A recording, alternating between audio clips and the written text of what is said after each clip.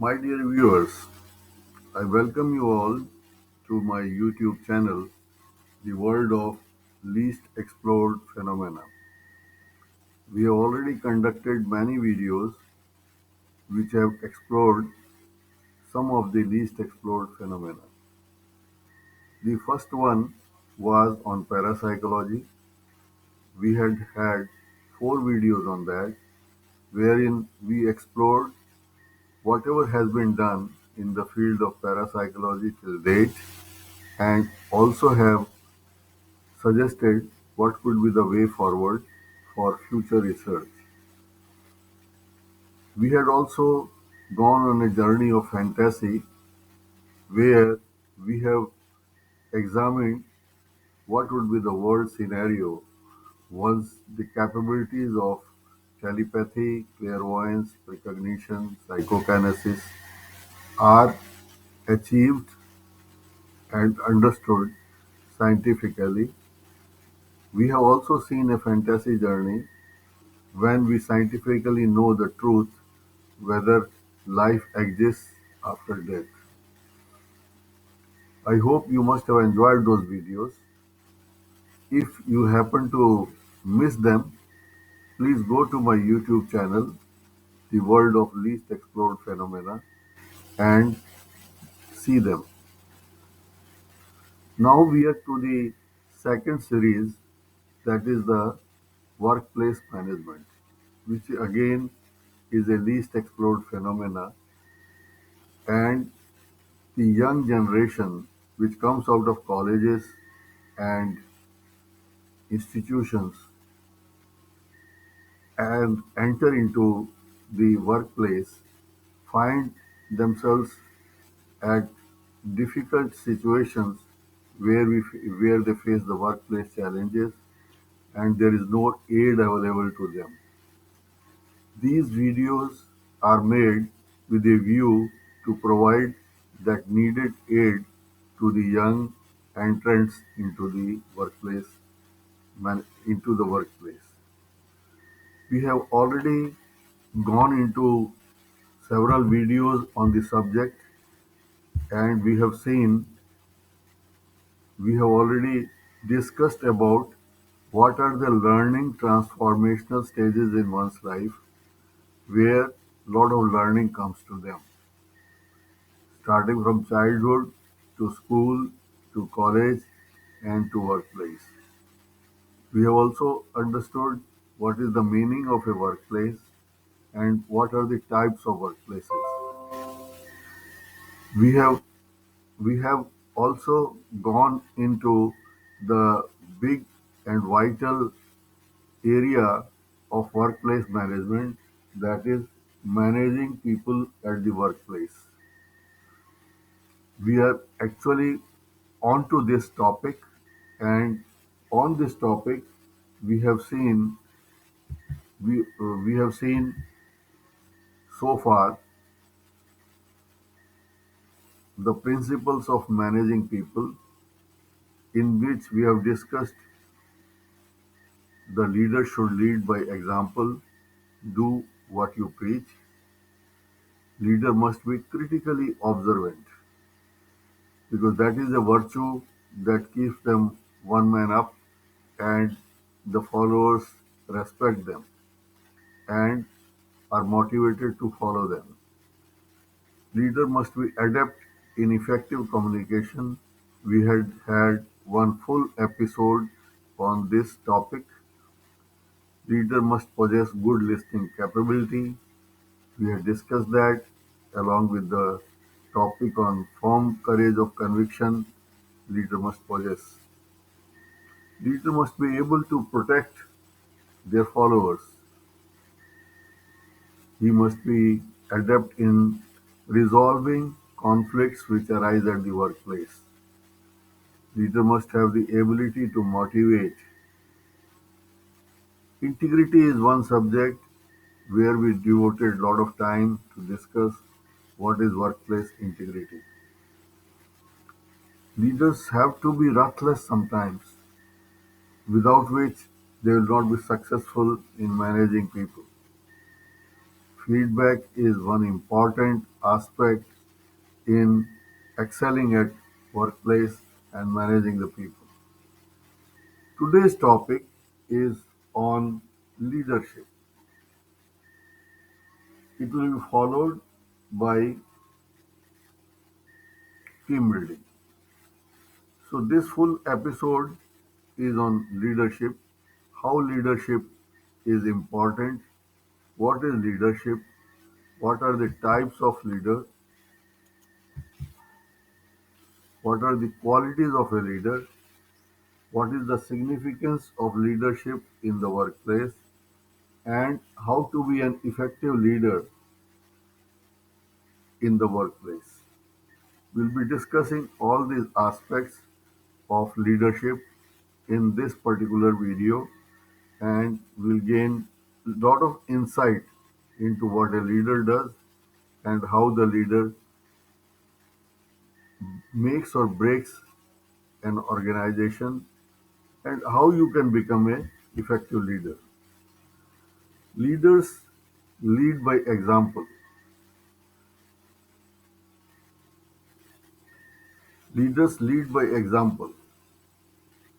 Like you have known about Mahatma Gandhi ji, he was a person preaching non-violence and he stood by it and exhibited lot of courage to fight using the non-violence. Narendra Modi ji exhorts people to work hard. He has set an example by working himself for 18 hours a day. Leaders influence people. The masses are influenced by people, by the great leaders. People arose to follow Netaji Subhash Chandra when he said, "तुम मुझे खून दो, मैं तुम्हें आजादी दूंगा." Such is an influence of people like Mahatma Gandhi ji that he was able to influence masses even to the he could reach even to the remotest village. I remember when I was a child, my mother used to tell me and the other brothers and sisters that don't spill salt on the floor. If you do that, you will have to lift it by your eyelids. I never understood why she said so when I was a child. When I grew up, I could understand that she was influenced by Gandhiji's Dandi March for salt satyagraha. He had penetrated to a villager, my mother, who was a villager and an illiterate lady. He could even penetrate to her and make her understand the importance of salt. Such is the influence of great leaders. They have great following and we'll be talking about leadership, but not in public, but in the workplace. What is the meaning of leadership in workplace or workplace leadership? Workplace leadership is the action of leading employees to achieve goals. It plays an important role in employee performance and productivity. Leadership means setting a clear vision that is influencing employees to understand and accept the future state of the organization. Leadership means motivating employees, that is, to find out enough about the needs and wants of employees, giving them what they need, and providing praise for a good job well done. Leadership means defining for each member the role in the work process and provide him with the tools needed to perform and participate in their efforts along the way. Leadership means building morale, that is, it involves pulling everyone together to work towards a common goal. We shall see the meaning of leadership in this short video. I am just playing it for you. Please watch.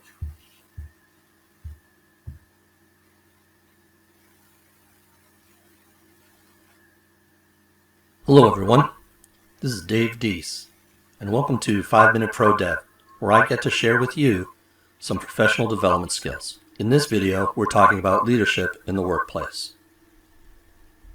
Leadership is the capability to translate vision into reality. This is by Warren Bennis, who wrote the book on becoming a leader.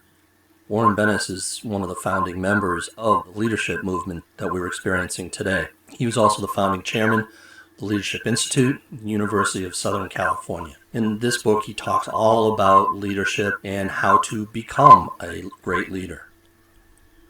Leadership is a quality. It is not a title. And that's really important to understand. You do not have to be a manager, a boss to be a leader. You can be anyone in a team and become a leader. How do you do that? Well, you're going to lead by example. Leadership is not a do as I say. It's more of an inspiration. And the way I'm going to inspire people is by leading by example. You could teach. Teaching is a great way to be a leader. Teach people how you do your job. And when you're really a good leader, your responsibility is to teach other people how to be a leader. Communicate. Leaders are really good at communicating what it is that they're doing, what they'd like to see done, and we're going to talk more about that communication. They give credit. They're not obsessed with taking credit. They see the value more in giving credit where credit is due. And they ask the brave questions. A leader doesn't make assumptions. They don't assume what someone else is thinking. They ask questions of the people they're leading, and they listen carefully to the responses. This is a typical organization chart, and a manager or a boss may say, yeah, I have 7 people under me. What a leader says is they flip the org chart upside down, and a leader says, I have 7 people or 7 families or however many that I support. So leadership isn't about bossing. Leadership is that whole idea of inspiring and supporting other people. You start with the vision, and then what you do is you make sure it aligns with your organizational goals, mission, and values. Once you've decided what your vision is, you want to make it as clear as possible to yourself. Make sure the vision is clear, make sure it aligns with your organization's values, and then you're going to give yourself as much detail as necessary so that it becomes crystal clear to you. Another reason to make sure that it's crystal clear to you is so when you communicate that vision, you can share it with your team members and they'll know what is needed to get there.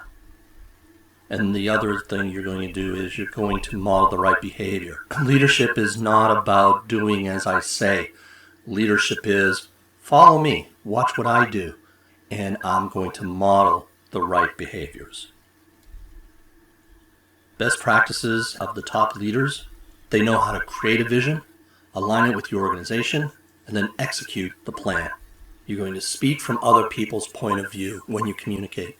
Your vision isn't to be forced down people's throats. You want to speak why it's important to them. In other words, use empathy when you are communicating your vision. You're going to listen carefully, completely, and you're going to practice that skill continuously. You're not going to interrupt. You're going to listen carefully, and you're going to listen completely. And if something isn't clear, you're going to, again, ask the brave question. And be kind to others. Always, in all the interactions with your teams, a leader is somebody who has great patience with the people that they work with. You create the vision, be clear on how to get there, and then you share it with those you need to support you. In other words, inspire. Bosses boss people, leaders inspire people. Reading list. This is by Elaine Beek. She was actually the editor of this. She calls herself the editor of this book because she pulled together lots of detail about. So, we had got some learnings from the video to understand what is leadership. Leadership is a quality and not a title, as the speaker told. Leader could be at any level in the hierarchy of the organization. Leadership is leading by example. One has to practice what one preaches. Then only is a good leader. Leadership is teaching. Whatever is inside you should be shared to others so that they also become more enlightened and are more capable. Leadership is creating a vision and then aligning it with organizational goal and taking actions to accomplish organizational goal. Leaders must be able to communicate effectively, have persuasive skill, and have capability to make people align to desired goal. They must show empathy while dealing with others. Leader must treat the persons the way they would like to be treated when in that situation. Leaders must get into the shoes of others. And most important of all, leaders inspire. Let us see leadership in the business is the capacity of a company's management to set and achieve challenging goals, take fast and decisive action when needed, outperform the competition, and inspire others to perform at the highest level. Leadership at workplace is the action of leading a group of people or an organization towards a goal. There have been great leaders, as I said, and they have a mass following. Leaders must inspire. In this connection, I recall a great warrior of Kargil war, that is Captain Batra. His slogan was "Ye dil mange more." His troop went on triumphing post to post in the war scenario, and when he captured one area, he exhorted his people, "Ye dil mange more," and his troop was inspired to fight furiously. Furiously. He had told when he went on the war that मैं वापस आऊंगा जरूर या तो तिरंगा हाथ में लेकर या तिरंगे में लिपटा हुआ. I'll come back for sure after raising the Indian flag in victory or return wrapped in it, but I'll come for sure. Such was the bravery of Captain Batra that makes him a good leader, excellent leader. Netaji Subhash, I already talked to you. I talked to you about Gandhiji, who led the Quit India movement successfully, and he fought the battle with British using his principle of non-violence. What are the qualities of a good leader? What should be the qualities of a good leader? That is what will be the next topic which we'll be discussing now. Leaders must be honest and must possess a high level of integrity. It is a must virtue that a leader must have. Leaders value virtuousness and honesty. They have people they have people who believe in them and believe in their vision. Leader must be open-minded and creative. A good leader is someone who is open to new ideas, possibilities, and perspectives. Being a good leader means understanding that there is no right way to do things. Therefore, a good leader is always ready to listen, observe, and be willing to change. They are also out of the box thinkers and encourage their teams to do so. They must possess good communication skills. They must Leaders must possess great communication skills. They must be transparent with their team and share failures and successes with them.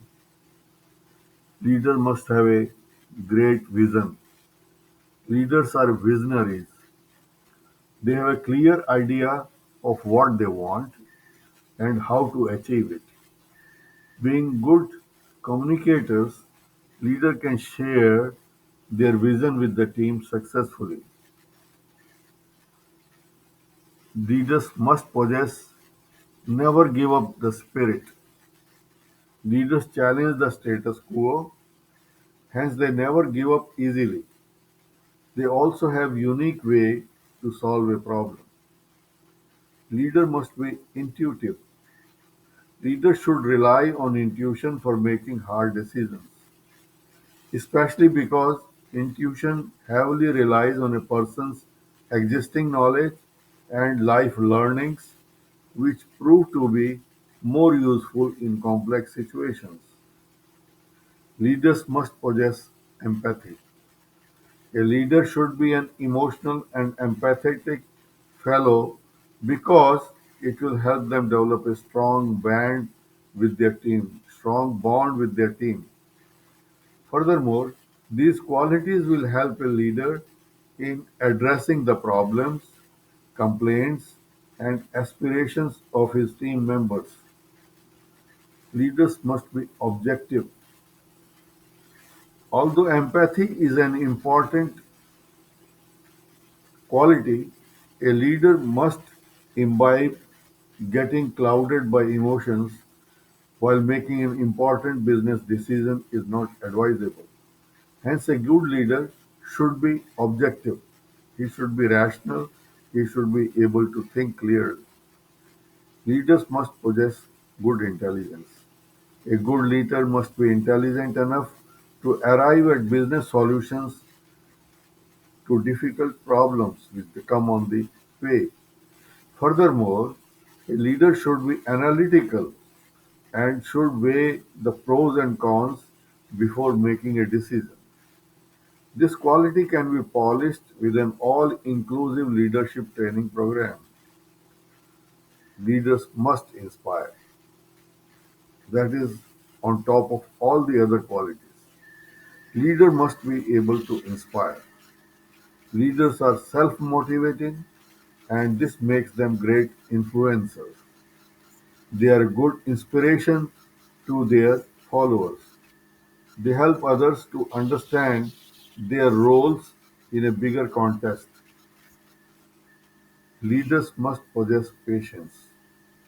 A good leader understands that a business strategy takes time to develop and bear results.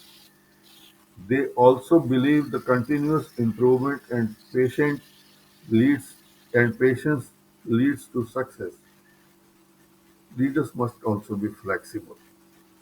Since leaders understand the concept of continuous improvement, they also know that being acceptable will lead them to success.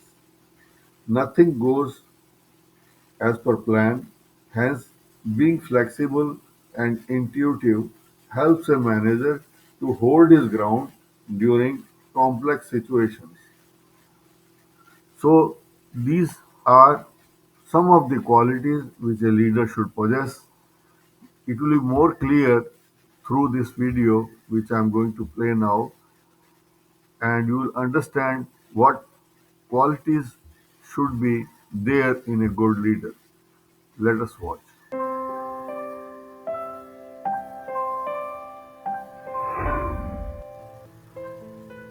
Wherever you are, leaders are important. Whether it's to lead powerful organizations or just to make sure a group of friends are having a good time. Here are the 7 traits that all great leaders possess. Number 1, they radiate positive energy. There's nothing more important in a team than passion and the will to succeed.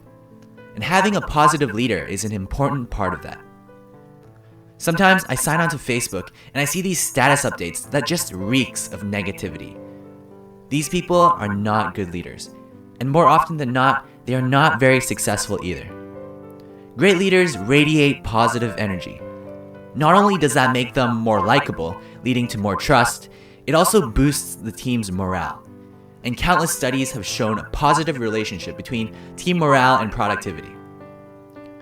Number 2, they have a proactive attitude. When something goes wrong, it's easy to blame someone else or to find out why it happened immediately. But great leaders put that aside. They shift their focus entirely on solving the problem. I used to be in charge of the takeout service at the restaurant I worked at. So basically, people would call to make their order, and my job is to make sure everything is packed and given to the right person. It was a really busy restaurant, so mistakes weren't that uncommon. This one time, after a customer came to pick up his food, I realized that we forgot to pack part of his order.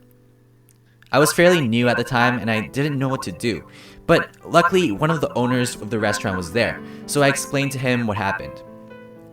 He didn't blame me. He didn't even ask how it happened. Instead, he told me to call the customer, apologize for what happened, and then tell him that we will personally deliver the missing part of his order to his house. At the end of the day, the owner sat down with me to talk about how we can prevent something like this from happening again, but he did it at the end of the day, not when the problem was still unresolved. Great leaders know what to focus on at any given point in time. They are proactive. Number 3, they delegate tasks completely. Great leaders realize that they can't do everything themselves, so they focus on the most difficult tasks and delegates the rest to others. Let's say you make more than $30 an hour, yet every week you still spend several hours cleaning your house and doing the laundry. Considering a maid costs around $30 an hour, you might decide it's worthwhile to hire one to do your housework for you. When I first started delegating my work to others, I was hesitant because I knew that I could probably do a better job than the person I'm assigning it to. For example, a maid might put your clothes in the wrong drawer every once in a while, but you should still hire her, because the extra time you get to work on more valuable tasks generally outweighs the negatives. Delegating also means fully trusting your team to do the task without micromanaging their every move. Great leaders delegate tasks to others and trust them to get the job done. Number 4, they are approachable. A great leader is one who their teammates could see themselves approaching whenever they have a concern or when they simply need someone to discuss things to. When Sam Walton opened over a dozen Walmart stores, he was still available to privately talk to any one of his thousands of employees. Was this the reason Sam Walton was so successful? We can't say for sure, but he is a prime example of someone who's approachable. And it so happens he's also one of the most notable leaders in the last 3 decades. There is a saying that's very appropriate in this situation, and that is, a non-productive work environment is one where employees are discouraged to speak up, fearing the loss of their jobs. Great leaders encourage feedback from all members of the organization. They are approachable. Number 5, they do what they expect of others. If you expect your team to work hard and produce great results, you're going to have to do the same. When I was a kid, I worked at Wendy's, the fast food restaurant. There were 2 managers there, Maria and Francis.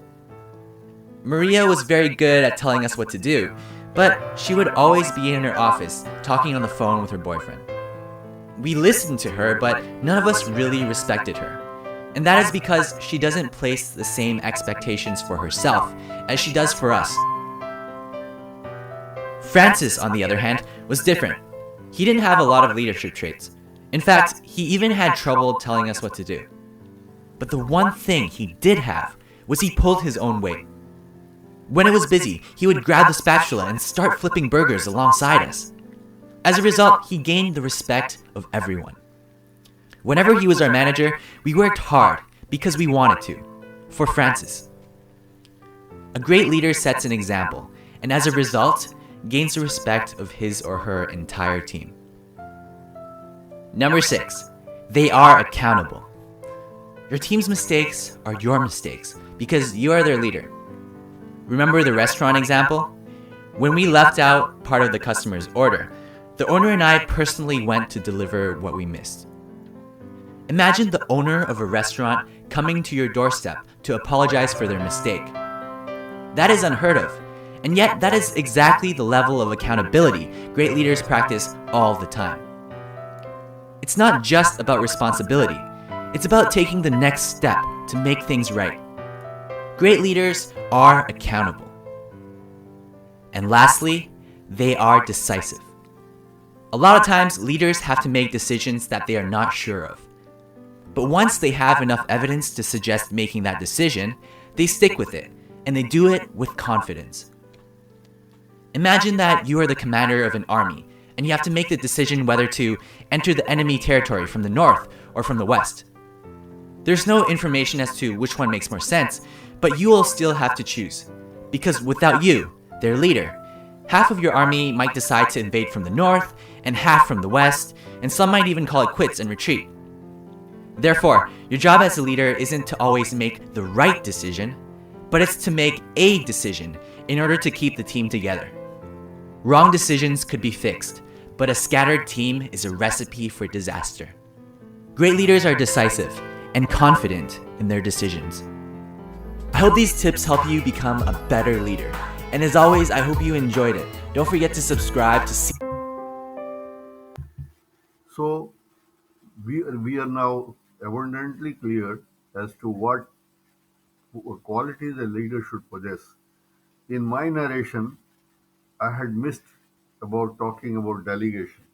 Delegation is very important as mentioned in this video. But most important is that leader must be able to inspire. Another thing which is important is accountability. Leader must be leader must take all blames on him rather than passing the buck. That is a very important characteristic of a good leader. Now, what are the types of leaders? We may have several types of leadership at workplace. Leader may be autocratic, democratic, laissez-faire, who allows everybody to work on their own. He may be transformational, he may be transactional. So these types of leadership are well brought out in this short video, which talks about what are the types of leaders.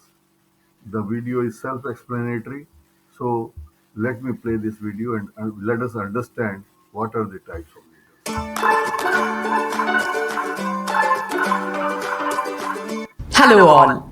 Today we are going to understand different types of leadership styles in detail. First of all, let us understand meaning of leadership style. Leadership style is a leader's approach to providing direction, implementing plans, and motivating people. Following leadership styles, we are going to study in detail with examples. So let us start with number 1, autocratic leadership. It is the style of leadership where the leader is independent in deciding for his organization. The other member has no right to give opinion in the decision-making process.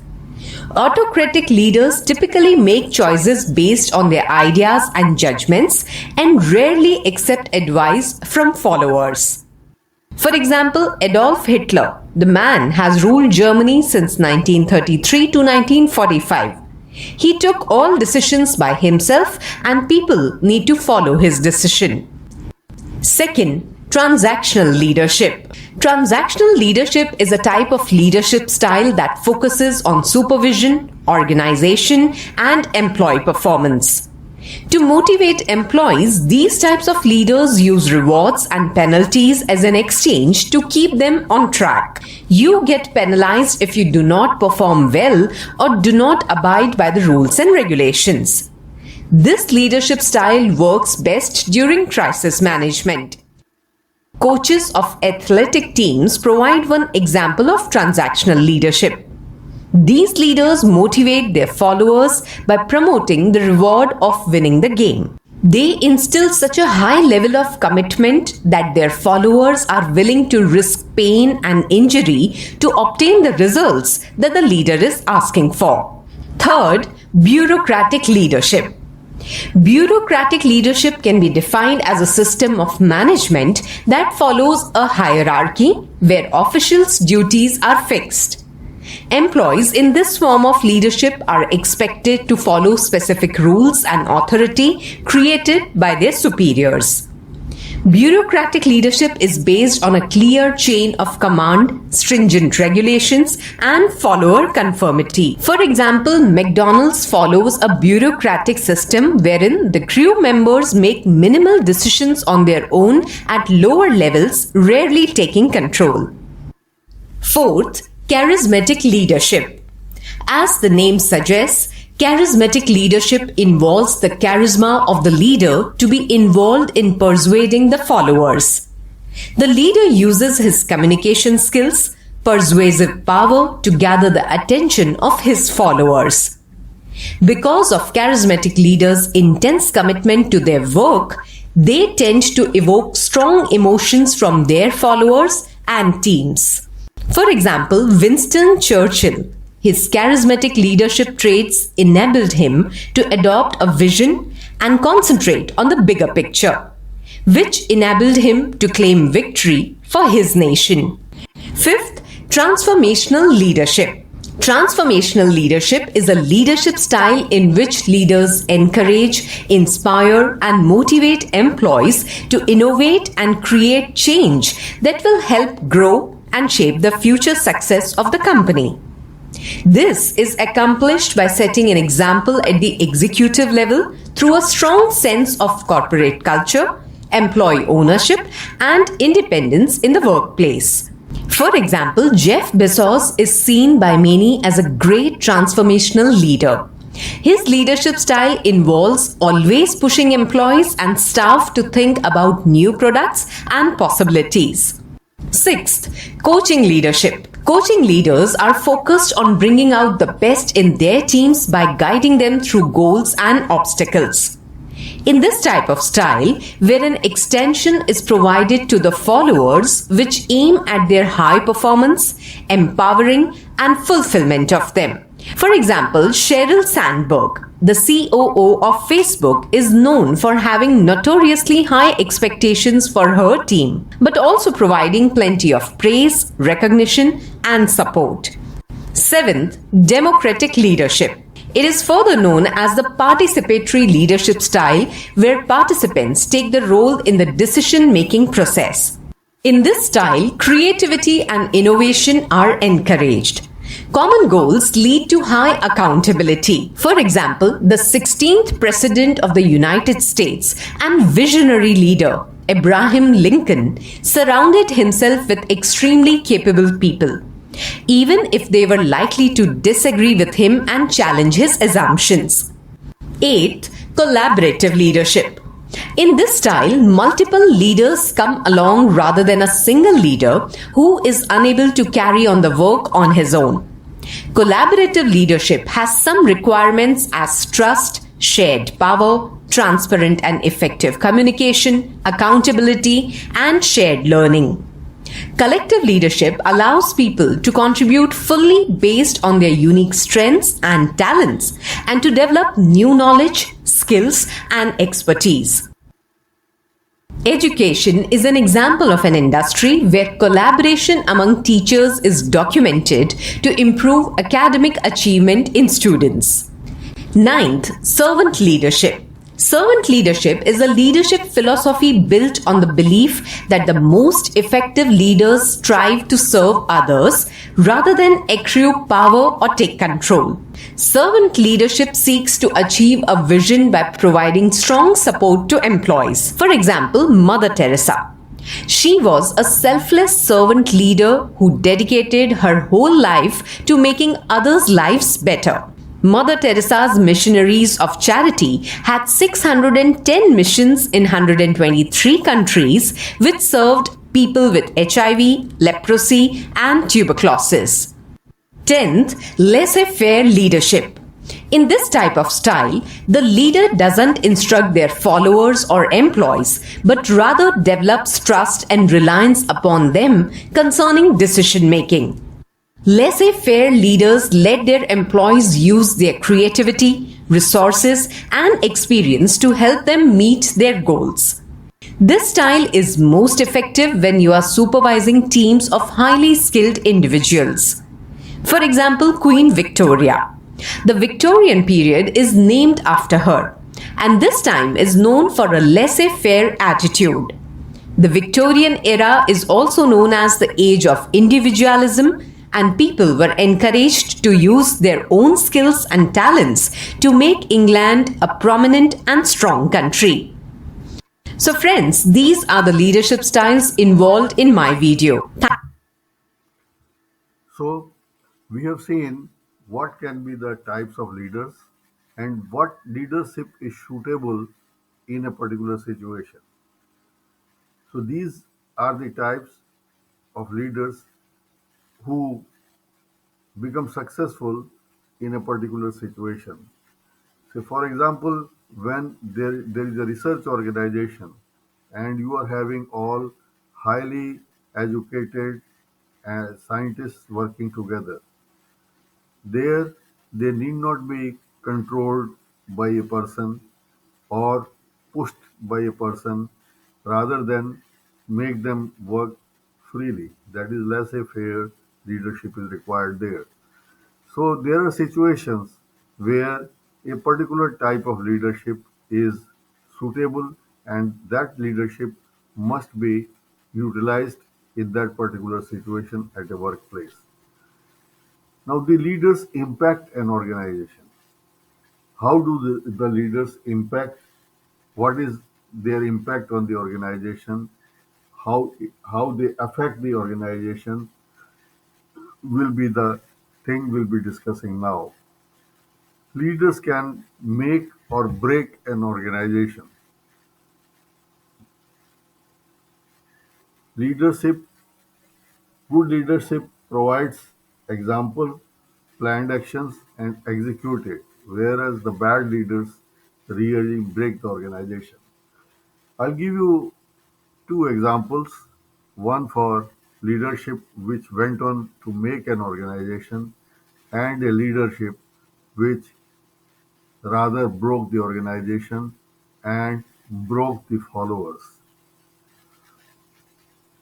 In one of the companies where I was working as a general manager, operations, it was a 20 crore company, 20 crore turnover company, and it got merged with a bigger group of 34 crore turnover company. Leadership had a vision to become a 150 crore company in the next 4 years. And this leadership consisted of MD and the CFO, that is Chief Financial Officer. They launched an ambitious expansion program and implemented it through organizational expansion and acquisitions.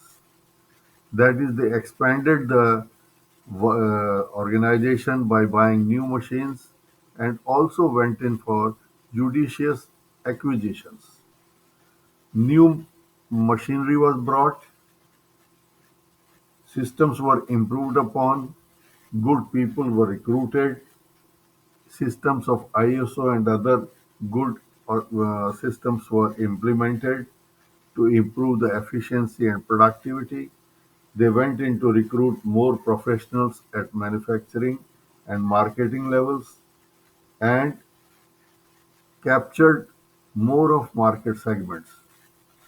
The leadership achieved the target well before the time. So, this is how a good leadership can make an organization. Now, coming to a leadership which destroys the organization. As I told earlier in my talk, the leadership can be at any level. It need not be at the boss's level, it could be anywhere. In this organization, this leadership which I am talking about was at the worker level, their union which was leading the workers. In the factory where I started my career, there appeared a leadership in the worker union which were militant in nature. The workers were influenced greatly because of their terror, because they succumbed to their terror and obeyed the command of their union leaders, and because also because this union was able to extract re- extra remuneration to workers much above the content of labor put in by the labor. So the workers were following them. The worker union president used to stay overtime. This is an example of how a bad leader could be. He used to stay overtime without permission of the supervisor, and when the manager confronted him, he had the audacity to throw bundle of notes on his table and say that take it and be happy. The leaders were very arrogant and the management was really crumbling down under their threats and demands. The weak managers became submissive and workers became aggressive. There was go slow in the company, workers were not giving their best output, and the company started making losses. Management knew that labor has to be taught lesson, but they were unable to take any action because no manager came forward and no manager came forward with a complaint so that management could take action. Managers become very submissive. When confronted, I used to use strong words to them. To that, one of the worker told me, "Sir, if you are using such a word, don't are you not afraid that you will be hit back?"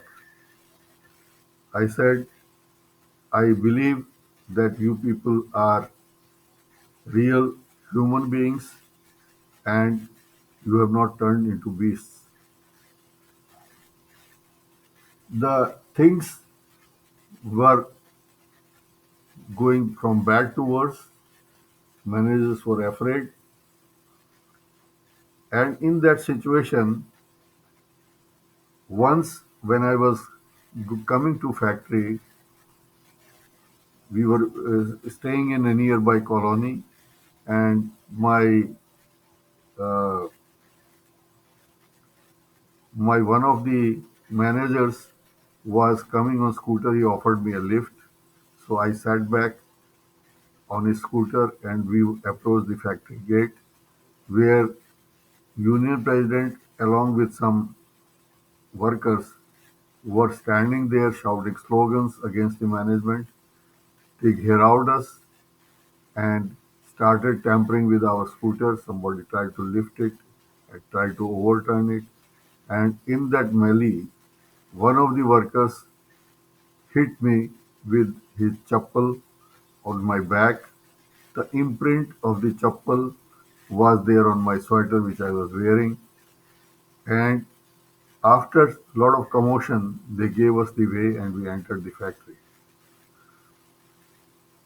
I approached my vice president and showed him the imprint, and he only looked at me with respect and told me, "Well, Mr. Kumar, will you stand by if I take action? Will you stand by your complaint if I take action?" I told him, "Sir, a wrong has been done, and I shall certainly stand by. I have that courage of conviction." That night in the second shift, management gave a suspension letter to the union president because he was present when this incident happened, and hell broke loose in the organization. It was a glass factory. Glass factory has working at high temperatures where the raw material is molten at high temperatures of more than 1600 degrees, and hot molten glass is dropped into the molds, and the articles are formed. As the workers left the machines, the hot molten glass started accumulating at the machine, and there were great hazard of big fire happening in the factory. Somehow this was averted by the supervisors and engineers where when they stopped the machines and they stopped the flow of molten glass. The workers went on rampage, and they formed a mob of about 200 workers, and they came to the colony shouting slogans, and they attacked my house.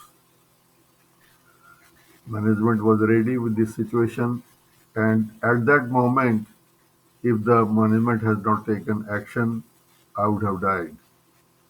I would have died by the mob attack. The police came and the workers got scattered. Ultimately, the strike workers went on strike, and that strike continued for more than 6 months. And after 6 months, management was able to restart the organization under a different name, and they recruited only good workers and they threw out the bad ones. This episode brings forth how a organization can get broken by a bad leadership. Not only the organization got broken, but the followers of the leader, they were jobless. So a good leadership can make an organization, and a bad leadership can really break an organization. Now let us see how we can cultivate leadership, which is a very important thing for us to understand. Some are born leaders, and some have to cultivate leadership in them. We shall be discussing about the development of leaders through this video, which I am going to put before you. Just watch. Are you a new team leader or manager? Well, here's 5 of the top skills that you'll need to know. This is Productivity Ace. Let's get it done. Picking up that first team leader or manager role is one of the most daunting transitions that anybody can make at work. It's a really big jump from subject matter expert to being in charge, and many people don't realise that it's a completely different job, requiring a set of unique skills that you may not have been using in your previous role. I've been involved in team leading for almost 20 years, and here are the top 5 skills that I've seen in successful team leaders. And do hang around to the end, for a bonus tip. And before the tips, do consider subscribing. We're on the way to 1,000 subscribers. That's really helping the channel grow. Hit that notification button as well, and that means whenever a new video drops on this channel, you won't miss it. The first tip is self-awareness. This is a key component of the wider subject of emotional intelligence. That's a fundamental quality possessed by all successful managers and team leaders. We all know these people. The ones that shoot from the hip, that speak without thinking. The people that get themselves into uncomfortable situations and scrapes because they're overly aggressive or emotional on calls, or they send off those angry emails before they've fully thought about their responses. Well, that's a lack of self-awareness, and it gets you nowhere. In fact, the only place it gets you is the exit door. Successful leaders always have an eye on how are they being perceived by their colleagues, clients, and everyone else. Successful leaders operate like a fly on the wall, looking down at themselves, constantly monitoring their own body language, speech, tone, all aspects of their behavior. People with good self-awareness never fire off those angry emails because they'll have had time to process any emotion, respond carefully, always considering how the other parties might perceive their response. Developing self-awareness is a fundamental pillar of being an effective people manager. The next top team leader skill is empathy.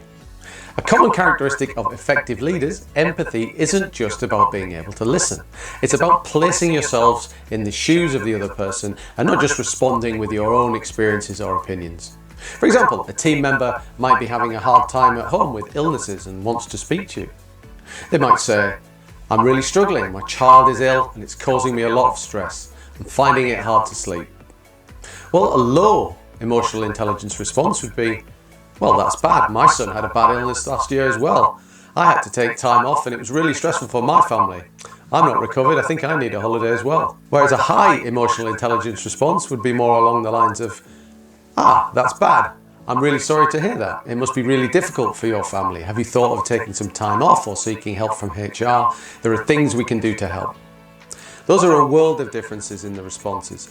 And it's not just verbal. Body language can play a large part as well. Having a high level of empathy is key to achieving results from your teams and being a leader that people actually want to follow. The next tip for being a top team leader is being forward thinking. True leaders have something to lead to. That's a vision, a mission, or an overarching target that drives everything they do. This means they always have a point to their actions and always have a point to their drive and hard work. Being a leader is really hard. Working to a high level is hard. It's all tiring both physically and mentally. And if there's no point to it, then not only is it much harder to keep the energy levels up, but it's ultimately fruitless. Your teams will see that and they'll lose motivation.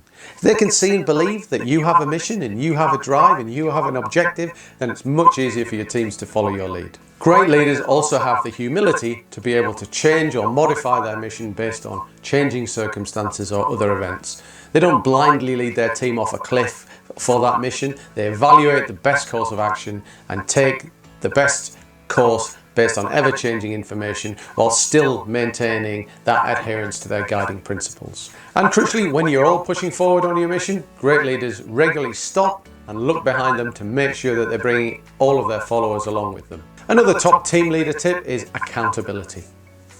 Good team leaders are always accountable.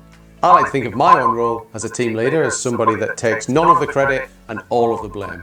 And personally, I'm perfectly happy with that. When our teams achieve their results, then it's up to a team leader to take those teams and thrust them into the spotlight so that they can be showered with the kudos that they deserve.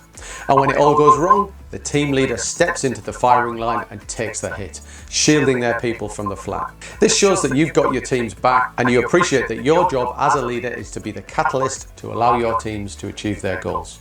Decisiveness. Team leaders are in that position of leadership in large part for their ability to make decisions. Making a call or a difficult decision is one of the hardest things that anybody can do, and many people struggle with it. It's really difficult. Effective leaders know the value of not only making decisions, but making objective and fast decisions that are based on data and evidence and facts. And if that decision turns out to be the wrong one, well, an effective leader doesn't sit there fixating on what might have been and how they've made the wrong call, but they carry on and they make more decisions to get themselves out of the situation. So the confidence to back the judgment of your team and back your own judgment is an attribute that you see in many successful team leaders and managers. And as promised, here's a bonus tip. Put your own spin on things. Remember, as a team leader, there are a lot of different skills that you need to master, and there are many resources that can help you learn those skills, and examples of great leaders that you can copy. But it's also important to remember that you can always put your own spin on things. It doesn't have to be by the book. Experiment, try new. Are you a new team? So, we have seen the tips which you can follow to become a good leader. What makes a good leader? If we see the learnings which we got from the video, that is first thing is that you should believe in yourself as a good leader. Learn by observing other leaders. Be visionary, keep high visions, don't hesitate to take up tasks, be a good listener, learn effective communication, learn how to delegate, have empathy and respect for others. Treat others as you would like to be treated in a situation. Respect the self-respect of others. Lavish praise publicly in the presence of all for good work done by a person. It boosts the ego. Never criticize a person in public. Reprimand in your cabin at one-to-one basis. Never take the never show that you have done some good work, but if there is a failure, be the first to accept it and take the blame. These are the tips for becoming a good leader, and this I conclude this session on leadership. I think we have got a good insight as to what is leadership, how leaders are important, what are the qualities of a leader, what are the types of a leader, what the leadership can do to an organization, and how can we become a good leader. In the next video, I'll be talking about team building. Please await my next video. If you have if you are enthused with my videos and want more learning, you can get a copy of my book, which is selling on Amazon and Flipkart. It is titled Workplace Management for Budding Managers and Entrepreneurs. Thank you. Thank you for listening me patiently. Please wait for the next videos.